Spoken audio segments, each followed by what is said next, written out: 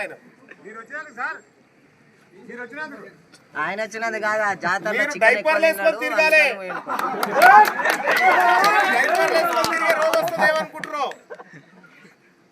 ఏం తమా చేస్తురా? ఏం మా వాళ్ళు ఏమైనా మీరు తెరుగు వచ్చిరా? ఎవరైనా దాడి చేసిరా?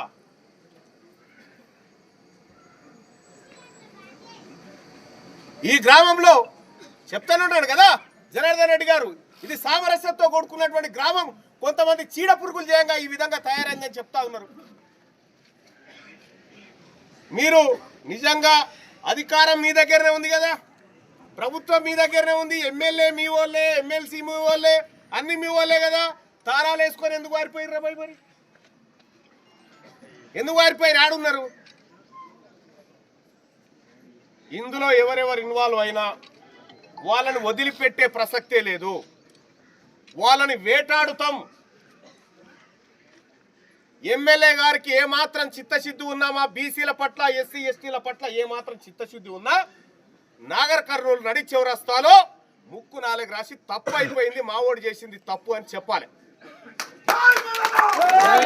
లేదు అంటే ఎమ్మెల్యే గారు మీరు కూడా రాజీనామా చేయండి, చేసినాక అప్పుడు మా వాళ్ళ ఓట్లు అడగండి, అప్పుడు చెప్తాం మీ సంగతి.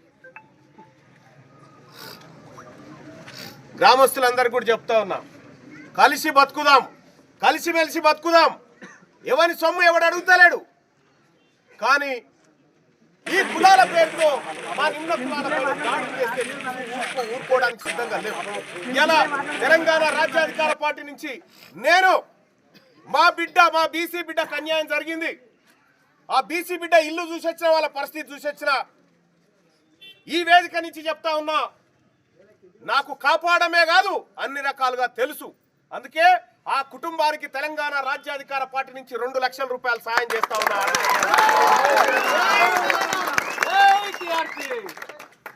ఆ బిడ్డను 2 లక్షల రూపాయలతో నేను తీసుకురాకపోవచ్చు. ఇప్పుడే జనార్దన్ అన్న 1 లక్ష రూపాయలు ఆ కుటుంబానికి అనౌన్స్ చేసిండు. ఈ 2-3 లక్షలతో మేము ఆ బిడ్డను లేపుకురాము, ఆ బిడ్డను ఆ బొందలోంచి తీసుకురాలేము. కానీ ఇంకొక బిడ్డ అటు సైడ్ పోకుండా మాత్రం ఖచ్చితంగా కావాలంటాం. ఈ నాగర్ కర్నూలు జిల్లాలో ఏ ఒక్క బిడ్డకు ఆపదొచ్చినా తీన్మార్ మల్లన్నగా మీకు అందుబాటులోకి వస్తా అని చెప్పి మీ అందరికీ తెలియజేసుకుంటూ, మరి చనిపోయినటువంటి ఆ పసిగుడ్డుకు కనీసం అమ్మ నాన్న అని నోరు పెదవులు కూడా ఆడించకుండా సమాధిలో ఉన్నటువంటి ఆ బిడ్డ మరణానికి 1 నిమిషం పాటు మౌనం పాటించాలి. పాపను కుమ్మెర మల్లన్న స్వామి జాతరలో జరిగినటువంటి అన్యాయం, ఈ అఘాయిత్యానికి వడిగట్టినటువంటి రెడ్డి కులోన్మాదులు ఈ సమాధి సాక్షిగా ఈ చిన్నపిల్ల పసిపిల్ల 2 నెలల పాపను కనీసం పసిగుడ్డు అనేది చూడకుండా ఆయన కళ్ళు ఎవరైతే కొన్ని పేర్లు ఉన్నాయిగా, శ్రీనివాస్ రెడ్డి, తర్వాత తుకారం రెడ్డి, మసూన్ రెడ్డి, వీళ్ళైతే ఎవరైతే ఉన్నారో వీళ్ళు ఆ పసిపాపను నాకు కూడా ఒక బిడ్డ లాంటిదే అనేది చూడకుండా కనికరం లేకుండా చేసినటువంటి దౌర్భాగ్య పరిస్థితిని మనం చూస్తున్నాం.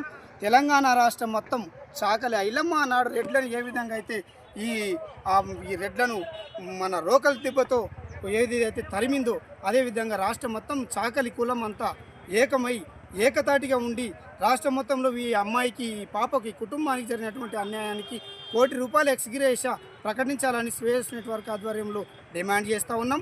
అది ప్రకటించిన ఎడలో ఎవరైతే బాధితులను వాళ్ళని జైలుకి తీసుకెళ్ళి వాళ్ళపైన ఏదైతే సెక్షన్స్ ఉన్నాయో సెక్షన్ 302 ప్రకారంగా 324 ప్రకారంగా వాళ్ళపైన శిక్ష అర్హులుగా బాధించాలంట మేము ఈ విధంగా కోరుతా ఉన్నాం. ఇది జరిగిన పక్షంలో రాష్ట్రం మొత్తం సబ్బండ వర్గాల బహుజన బిడ్డలు అందరము ప్రతి ఒక్క సంఘ నాయకులం అందరం కలిసి రాష్ట్రం మొత్తం ఉద్ధృతం చేసే విధంగా మేము ప్రయత్నం చేస్తామని, ఈ విధంగా సాకలి సబ్బండ వర్గాల కులాలంతా ఏకం కావాలని తెలియజేస్తూ ఎక్స్గ్రేషియా ₹1 కోటి కుటుంబానికి మన తెలంగాణ ప్రభుత్వం కాంగ్రెస్ ఏదైతే ఉందో ఆ ప్రభుత్వం సమీపంగా ఉన్న ఎమ్మెల్యే రాజేష్ రెడ్డి కూడా ఇంతవరకు పరామర్శకు లేదు. ఈ సందర్భాన్ని ఎంత ఘాతకానికి దిగజారినటువంటి ప్రభుత్వం కారణం ఏంటి? కులం ఎవరైతే దాడి చేసిరో ఆ దాడి చేసిన వ్యక్తి కూడా అదే కులం కదా. ఇవాళ రెడ్ల హోదా జరుగుతుంది, రెడ్ల అహంకారం ధోరణి జరుగుతుంది. రాష్ట్రం మొత్తం అహంకారంతో ఈ పోలీసులు కూడా వాళ్ళకు అనుకూలంగా ఒత్తాసు పలుకుతూ వాళ్ళకు అనుకూలంగా చేస్తున్నటువంటి విషయం కనబడుతుంది.